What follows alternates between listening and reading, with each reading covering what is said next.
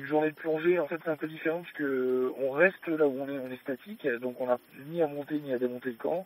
Et après, pour chaque plongée, on a environ 2 heures de préparation avant, pour bien préparer le matériel, le faire sécher, le faire dégeler. Voilà, donc ça nécessite un peu l'énergie de toute l'équipe, toute la journée, pour pouvoir faire, je dirais, 2 plongées par jour.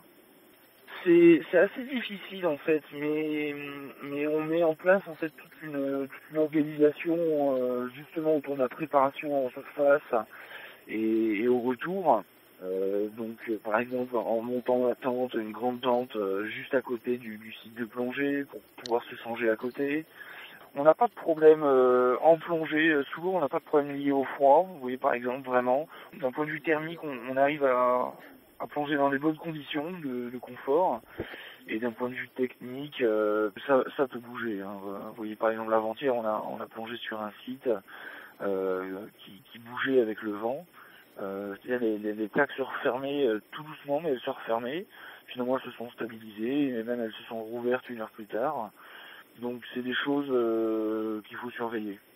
Moi, ce qui me marque le plus, c'est tout simplement le milieu. Hein.